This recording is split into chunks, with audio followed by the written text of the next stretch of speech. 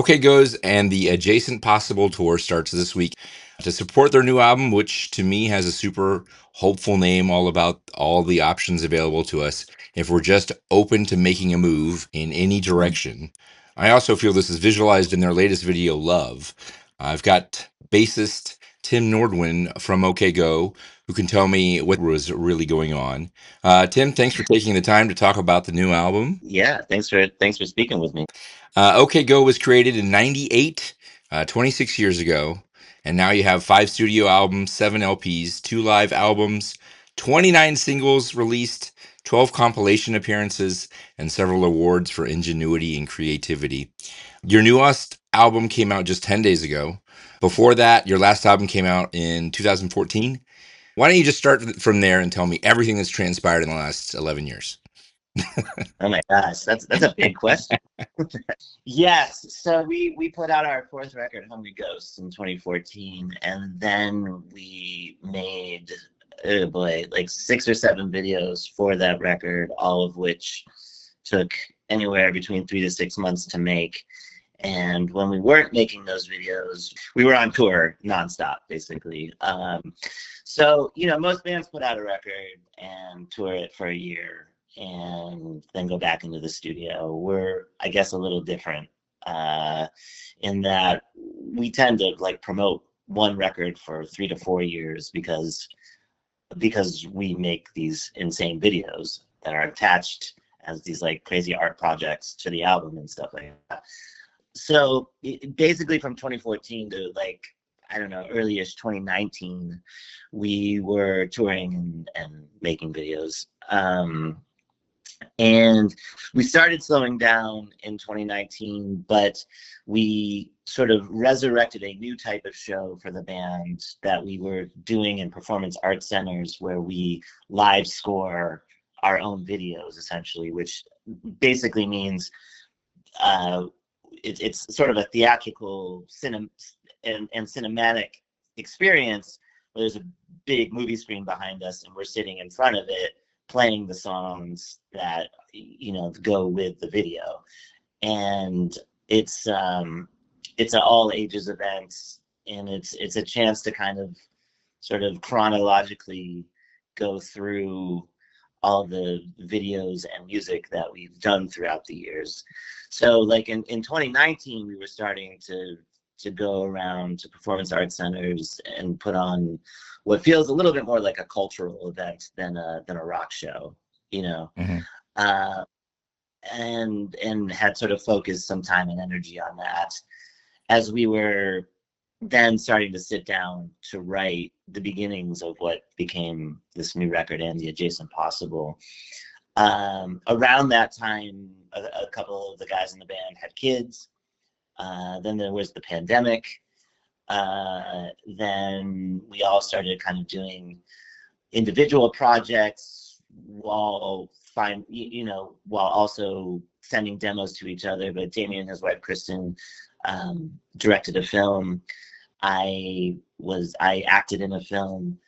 Dan, our drummer, was producing and mixing for other bands and stuff like that. Andy, our guitarist, is a programmer. So, we were sort of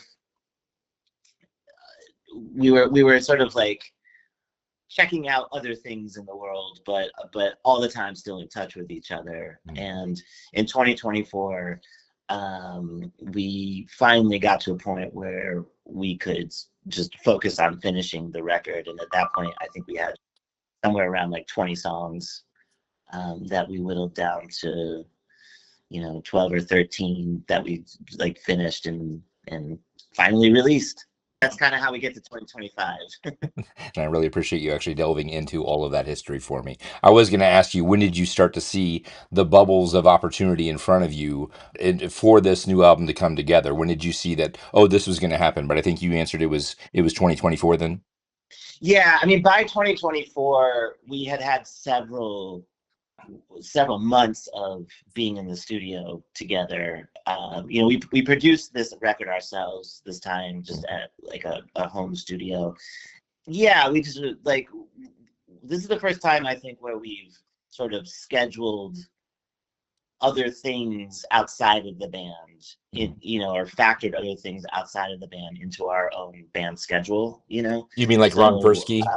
yeah, I was doing a sort of alter ego comedy performance art character, and still doing, called Ron Persky, who's sort of like a middle-aged songwriter who believes that music can bring friendship to anyone who's willing to do it. Essentially, like anyone can write a song, and he basically reaches out to anyone who will write a song with him to make friends.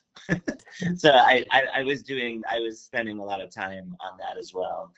Yeah, I think like by 2024 we had amassed enough finished demos that we were like, okay, let's focus. Let's focus. And we eventually went to our longtime collaborator Dave Fridman to help us mix the record.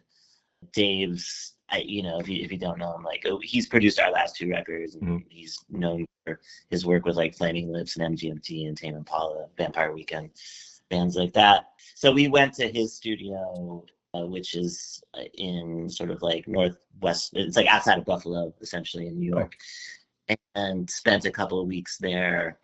And he took what sounded like a crazy mixtape of songs, just like there's a lot of genre hopping between songs and sometimes within the songs themselves, and somehow built this really nice sonic frame for it, that helps kind of glue it all together finally. Because like we were just like really experimenting with styles and genres and sounds and all of that. And when we went to him, we were like, we love every song individually. We just don't know if this is a record or not. He was like, it's a record. It's a record. It's fine. We'll get it there. And he helped really convince us that, like, yeah, this is a body of work that feels like it belongs on the same record. How many demos do you think you started off with before dwindling it down to these 12? Oh gosh, I mean, demos that we started with, probably somewhere between 40 and 50. Wow. Because it's like we have like a folder of things. We have a sort of like A folder and B folder, and the B folder is like parts of songs that we just absolutely love, and we know there's something in it, but like it's gonna take some work to really get it into sounding like a complete song. And the A folder is always stuff that like comes in sounding damn near complete from the start, and so we have to balance between the A folder and the B folder, and the B folder always gets bigger and bigger every record we make, essentially. So between those folders, I would say like we had about 40 songs. What was nice, like there's a song on the record called "The Stone Only Rolls Downhill" that I think was initially demoed for our third record called "Of the Blue Color of the Sky," and it's a song that all of us have always loved and never quite knew how to finish. And I'm very happy that like we took it out of the B folder, and actually finished it this time. Sometimes it's just a matter of timing when you can release that song or put it together with another compilation of music.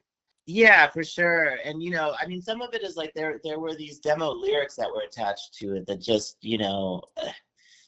I think once we realized like, oh, some of this is just like we thought those were the lyrics, but it like this time around we're like, maybe those just aren't the lyrics, like maybe it needs to be, it needs a like slightly more hopeful tone or something like that, like it. I remember thinking that about that song, like the lyrical content was sort of moodier in a way that like we just didn't relate to anymore,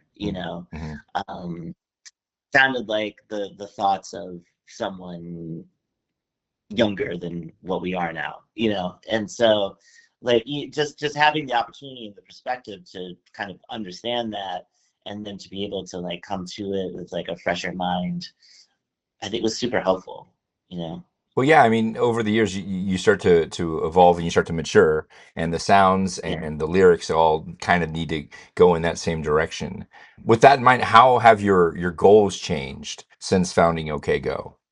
However, our goals changed. I mean, I think, I mean, one of the biggest things that I think has come out of our experience is sort of the understanding that like the stuff that's going to be the most worthwhile for us to put out is the stuff that feels most unique to us. Hmm. You know, um, I think it's kind of normal for a lot of people to chase trends, Hmm. be concerned about what's popular on, radio or TikTok or whatever.